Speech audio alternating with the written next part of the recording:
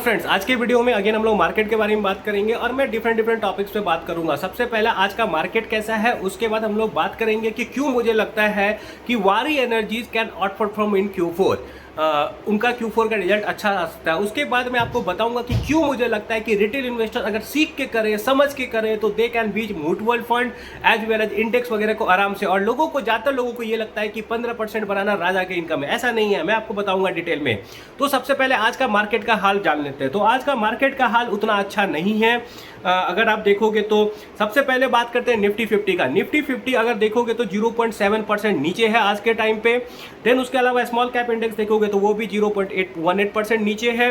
अगर advance decline देखोगे तो एडवांस डिक्लाइन का रेशियो बहुत ही खराब है। 1100 शेयर आपको आज एडवांस में, डेट इज ग्रीन में है। 1700 शेयर आपको रेड में है। दैट मीन्स आज ज़्यादातर लोगों का पोर्टफोलियो ग्रीन तो नहीं होगा, ग्रीन होगा भी तो हल्का ही ग्रीन होगा, रेड ही होगा। और उसके अलावा देखिए, जो कि सबसे बड़ा इंडिकेटर है वो है आपको mid small 400 and small cap 250। ये ज्यादातर लोगों को, ज्यादातर रिटेल इन्वेस्टर का आपको पोर्टफोलियो को रिफ्लेक्ट करता है। एग्जैक्टली नहीं, थोड़ा बहुत, क्योंकि देखो डिपेंड करता है आप कैसे शेयर लिए हुए हो। तो स्मॉल कैप 250 भी जब मैं वीडियो बना रहा हूँ 0.1% नीचे है। इसका मतलब क्या है कि दिख रहा है बहुत खतरनाक फॉल, लेकिन उतना भी फॉल नहीं होगा। पोर्टफोलियो ज्यादातर लोगों का -0.5 से 0.5 होगा। ठीक है, इस रेंज में ज्यादातर लोगों का होगा। कुछ लोगों का जिनका रिजल्ट वगैरह आया होगा उनका पोर्टफोलियो शायद ज्यादा अप होगा। अगर रिजल्ट अच्छा आया होगा, रिजल्ट खराब आया होगा तो उनका डाउन होगा। ठीक है, ये रहा मार्केट के टेक। मार्केट आज हल्का निगेटिव साइड पे ही है, लेकिन उतना भी नेगेटिव नहीं है। इससे बहुत बड़ा फॉल नॉर्मली होता है मार्केट में। ठीक है, अब हम स्टार्ट करते हैं और दूसरा इंपॉर्टेंट बात को कवर करते हैं, जो कि है वारी एनर्जीज। मुझे क्यों लगता है आज के टाइम पे कि वारी energies can deliver a great Q4 number. देखो, ये मैं गारंटी नहीं ले सकता हूं, लेकिन मेरा कॉमन सेंस बोलता है कि वारी एनर्जीज का Q4 का नंबर अच्छा आ सकता है। ऐसा क्यों, मैं बता रहा हूं आपको। देखो, ये बात समझो, उनकी एक सब कंपनी है जो कि है वारी इंडो सोलर। वारी इंडो सोलर भी सोलर मॉड्यूल बनाती है। ठीक है, तो वारी इंडो सोलर का अगर आपने इस बार का नंबर देखा होगा तो सरप्राइजिंग लगा होगा। तो उन्होंने क्या है, उन्होंने टोलिंग करके एक टर्म आता है, वो काम किया हुआ है। दैट इज, उनको किसी ने सोलर सेल खरीद के दिया समझ लो, और उन्होंने क्या किया, उनके लिए मॉड्यूल बनाया और उनको कुछ प्रोसेसिंग चार्ज वगैरह मिला। तो मेरा कॉमन सेंस क्या बोलता है कि ये टूलिंग वाला काम वो किसके लिए करेंगे, दिमाग लगाओ। मेरे हिसाब से वो टोलिंग वाला काम ये वारी एनर्जीज के लिए करेंगे। अपनी ही कंपनी होगी ना जिनके लिए वो काम करेंगे। तो वारी एनर्जीज का खुद का कैपेसिटी हो सकता है थोड़ा कम पड़ गया हो। उन्होंने बोला हो कि तुम मुझे मेरे लिए ये मॉड्यूल वगैरह बना दो, मैं तुमको सोलर सेल्स वगैरह देता हूं। आई एम गेसिंग कि ऐसा कुछ हुआ होगा। ठीक है, इसका मतलब क्या होता है कि उनका आपको जो कैपेसिटी है ना थोड़ा कम पड़ गया होगा। एंड सेकेंड चीज क्या है कि उनका ऑर्डर बुक जो था वो भी अच्छा खासा था, 60,000 करोड़ का था। Even after that they have one few orders. तो पहला बात तो ऑर्डर बुक अच्छा है। टोलिंग के लिए इन्होंने वारी इंडो सोलर को दिया हुआ था।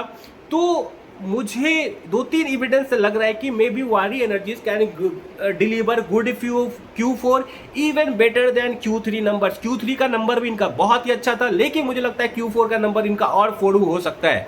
आज रिजल्ट आएगा आपको हिमाद्री स्पेशलिटी केमिकल का, और मैं हिमाद्री स्पेशलिटी केमिकल पे बहुत ही जल्द वीडियो लाने वाला हूँ।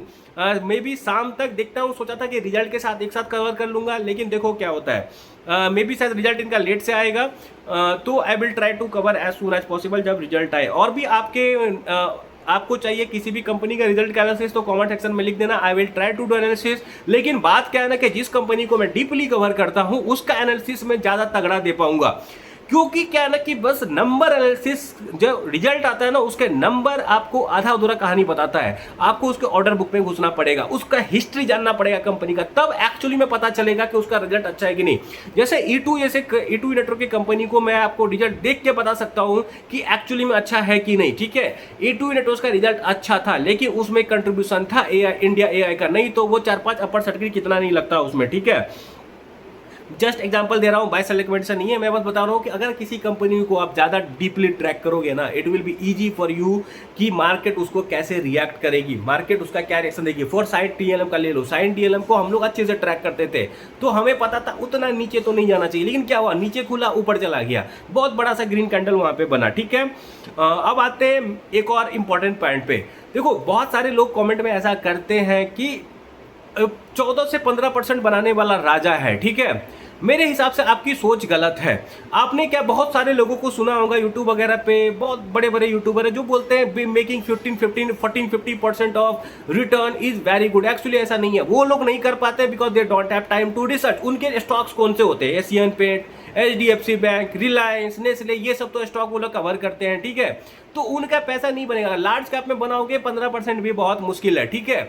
आपको रिसर्च करोगे अगर और अच्छे से स्मॉल कैप को पकड़ोगे, रिसर्च करोगे, सेक्टोरल एनालिसिस करोगे तो you can do good in market. देखो एज ए छोटे रिटेल इन्वेस्टर हमारे काफ़ी एज है और बड़े बड़े HNIs हो गया, बड़े बड़े फंड हाउसेज हो गया, उनके कंपेरिजन में हमारे पास काफ़ी एज है। मैं बताता हूँ क्यों है।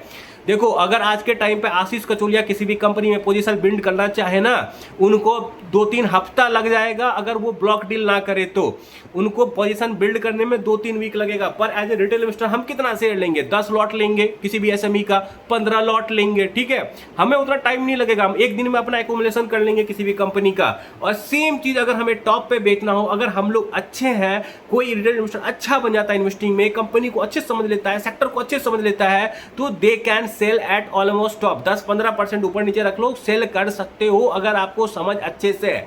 इवन नॉट एट टॉप तो गुड गेन लेके तो निकल ही सकते हो, बॉटम ऑलमोस्ट थोड़ा बहुत आप पकड़ सकते हो, क्योंकि आपके लिए एंट्री एग्जिट बहुत आसान है कंपेयर टू HNI वगैरह। म्यूचुअल फंड तो आपको SME में जाती ही नहीं है। म्यूचुअल फंड को ओवर डाइवर्सिफाई करना रहता है। स्मॉल कैप में भी उनको एक आपको लार्ज कैप डालना पड़ता है, 70-80 कंपनी में लेना पड़ता है, डाइवर्सिफाई करना पड़ता है अक्रॉस सेक्टर। डाइवर्सिफाई करने का जरूरत नहीं है उतना मेरे हिसाब से, 4-5 सेक्टर इज इनफ, 4-5 के 4 सेक्टर भी इनफ है मेरे हिसाब से। और देखो अलर्ट रह के करोगे ना तो 4 सेक्टर के 3-4 सेक्टर में भी पूरी अगर एलोकेशन हो जाए तो ठीक ठाक पैसा बन जाता है, ठीक है। क्योंकि अलर्ट रहोगे, पता चला इस सेक्टर में कुछ खराब हो रहा है तो काट दो, सिंपल सा बात है, वहां पे इतना टेंशन ही नहीं लेना है। तो मेरा क्या बोलना है कि it is not very difficult to beat index, and mutual fund जो रिटर्न देती है उसको भी बीट करना उतना डिफिकल्ट नहीं है। If you will do detail analysis, अच्छे से समझ के करोगे तो उनको बीट करना आपके लिए आसान है। आप ये बात समझो, म्यूचुअल फंड्स वगैरह ना किसी SME में तब एंटर करती है जब उसका मार्केट कैप अच्छा खासा हो जाता है। आदित्य विजन को देखो, आदित्य विजन में बहुत सारे म्यूचुअल फंड बाद में एंटर किए, लेकिन उस टाइम तक आशीष कचोलिया जी ठीक ठाक पैसा बना के निकल चुके थे वहां से। तो सीन यहाँ पे यही है कि आपको बहुत अर्ली स्टेज में कंपनी को पकड़ना पड़ेगा, and for you as a retail investor entry and exit is easy compare to बड़े बड़े म्यूचुअल फंड्स हाउसेज एंड बड़े बड़े HNIs। तो मुझे लगता है कि we have lot of edge. Mutual fund सबको ना लार्ज कैप में भी लेना पड़ता है, IPO वगैरह में भी फालतू के कंपनी में पैसा वगैरह लगाना पड़ता है, हमें नहीं लगाना है। हम नहीं भी लगाएंगे तो चलेगा, हम सिर्फ और सिर्फ ग्रोथ वाले कंपनी में लगाएंगे। पता नहीं, I don't know what is there here and there, लेकिन मैं देखता हूँ बहुत सारी फालतू की कंपनी में लेसकार्ट में क्या पैसा लगाने का काम है मुझे नहीं लगता। Hyundai में क्या लगाने का काम है, LG में पैसा क्यों लगाना है, I don't see a reason. Ola electric में क्यों पैसा लगाना है भाई, जिसका मैं एज ए कस्टमर बता सकता हूँ कि ओला कैब्स का सर्विस बहुत घटिया था। पहले ठीक था स्टार्टिंग में, लेकिन बाद में बहुत घटिया था। ओला का स्कूटर कहीं भी जल जाता है, स्कूटी कहीं भी जल जाता है। How can you buy Ola electric का शेयर यार? अगर यहाँ पे कुछ गड़बड़ नहीं है तो कॉमन सा सेंस बताओ कि कोई भी अच्छा म्यूचुअल फंड वाला, कोई भी अच्छा इन्वेस्टर, मेरे को ये समझ में आ रहा है तो कोई बड़े बड़े फंड हाउस है जहाँ पे पैसे दे के बड़े एनालिस्ट को पैसा दिया जाता है, उनको कैसे नहीं ये समझ में आ रहा है कि ओला इलेक्ट्रिक घटिया कंपनी है, उसमें पैसा नहीं लगाना है। तो थोड़ा तो डाउट होता है भाई ये लोग क्या करते हैं नहीं करते, either they are not capable और कुछ और चल रहा है, ठीक है। जो खरीद रहे हैं यहाँ पे ओला इलेक्ट्रिक जैसे कंपनी को तो मैं तो उतना सपोर्ट नहीं करता हूँ, ठीक है। हो सकता है बेस में डिलीवर कर दे, लेकिन इनके प्रोमोटर ने बहुत बार ऐसा किया है कि ओवर कमिट किया है, कुछ ऐसा बोला है, फिर करनी कथनी में थोड़ा फर्क दिखता है मुझे, ठीक है। ये सब बात हुआ, और इसके अलावा कोई इंपॉर्टेंट टॉपिक है क्या? देखो और कुछ नहीं, मैं यही बोलूँगा, बुल मार्केट शुरुआत हो रहा है। ट्रेडिंग वाले बहुत कोई आपको अप्रोच करेंगे अब, ठीक है, कि ये ट्रेड करो, मैं ये वाला पैटर्न से इतना पैसा बना दूंगा, ये कर दूंगा, वो कर दूंगा। उन सब चक्करों में मत फंसना।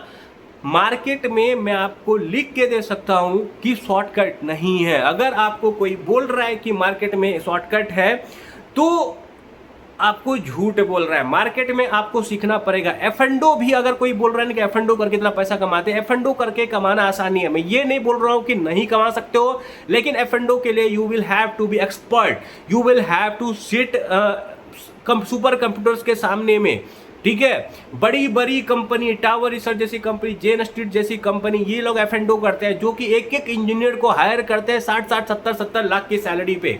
तो आपको ये सब चीज समझना पड़ेगा। F&O भी इतना आसान नहीं है, तो इन सब चक्कर में मत पड़ना। देखो, इम्पॉसिबल कुछ भी नहीं है, लेकिन मैं बोलूंगा अगर कुछ भी करो मार्केट में तो सोच समझ के करो, सीख के करो, भगवान भरोसे मत करो। भगवान नहीं बचाएगा तुम्हारा पैसा। अगर तुम्हारा पैसा डूबना होगा ना, भगवान नहीं बचाएगा। सीख के करो, रिस्क समझ के करो कि रिस्क क्या हो सकता है, रिवार्ड क्या हो सकता है। तो दैट्स ऑल। आई होप कि मेरा ये वीडियो आपको हेल्प किया हो। कोई भी डाउट हो तो मेरे कमेंट सेक्शन में डाल देना। एंड जो भी शेयर में डिस्कस किया हो, कोई बायस रिकमेंडेशन नहीं था। और मेरा ये वीडियो अच्छा लगा हो तो please like, share, subscribe and bye. Thank you.